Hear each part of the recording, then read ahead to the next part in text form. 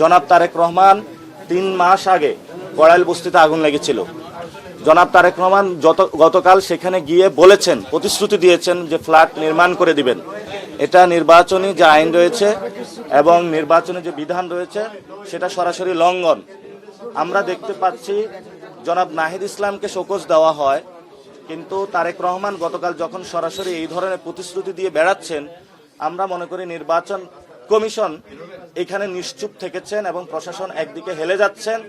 এখানে বৈষম্যমূলক নীতি হচ্ছে, অর্থাৎ তারেক রহমানের বেলায় এক নীতি আর অন্যান্য প্রার্থীদের বেলায় এক নীতি।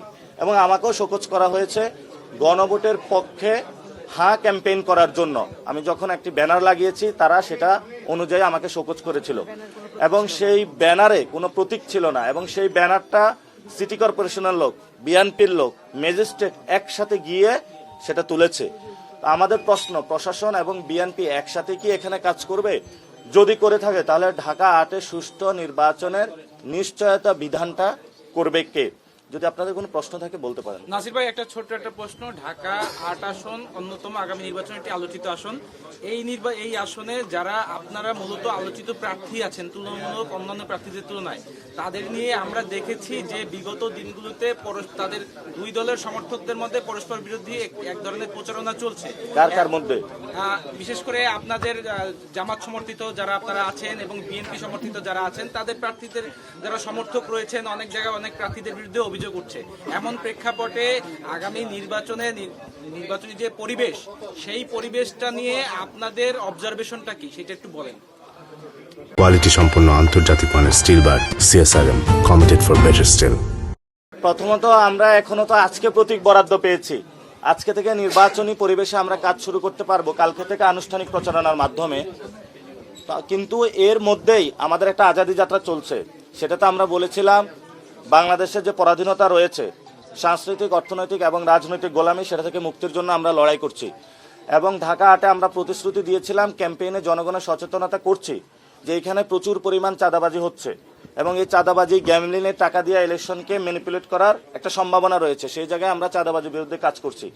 চাঁদাবাজি, সন্ত্রাসী এবং দুর্নীতি, দখলদারিত্বের বিরুদ্ধে কাজ করাটা এটা ইলেকশন রিলেটেড সাথে সম্পর্কিত না। আপনারা এখানে যারা রয়েছেন সবাই তো চান যে সমাজ থেকে দুর্নীতি চলে যাক, চাঁদাবাজি চলে যাক, সন্ত্রাসী কার্যক্রম চলে যাক। সো আপনারও দায়িত্ব, আমারও দায়িত্ব, আমরা সবাই এখানে কাজ করব এগুলোর বিরুদ্ধে। আমরা এখনো নির্বাচনী ক্যাম্পেইন শুরুই করিনি। শুরু করলে সেটা দেখা যাবে, জনগণ ইনশাআল্লাহ আরো সবার সামনে আসবে।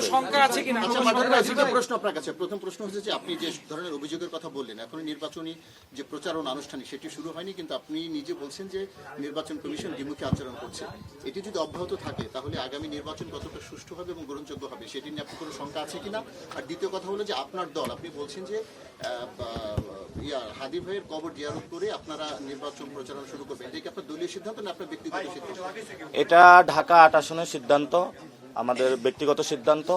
আর দলীয় সিদ্ধান্ত আমরা জানাবো প্রেস ব্রিফিং করে। হয়তোবা এটারও সম্ভাবনা আছে যে দলও আমাদের শহীদ ওসমান হাদি ভাইয়ের কবর জিয়ারতের মাধ্যমে শুরু করতে পারে, যেহেতু বিভিন্ন জন বিভিন্ন জায়গায় শুরু করছেন, জামায়াত এক জায়গায় শুরু করছেন, বিএনপি এক জায়গায় শুরু করছেন।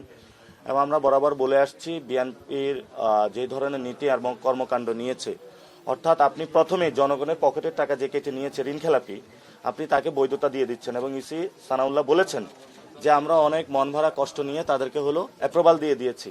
অর্থাৎ এর মাধ্যমে আপনি কি বুঝাচ্ছেন যে যারা ঋণখেলাপি আপনি তাদেরকে দিচ্ছেন, বাংলাদেশে আপনি ঋণখেলাপিদের জায়েজ করে দিলেন। এবং আপনার পকেটের টাকা যে কেটে নিবে, ব্যাংকের থেকে যে চুরি করবে, বাটপারি করবে, চিটারি করবে, আপনি তাকে নির্বাচনে বৈধতা দেওয়ার মাধ্যমে বাংলাদেশে একটি সুষ্ঠু নির্বাচনের পরিবেশ আপনি অনিশ্চিত করে দিয়েছেন, 1 নম্বর।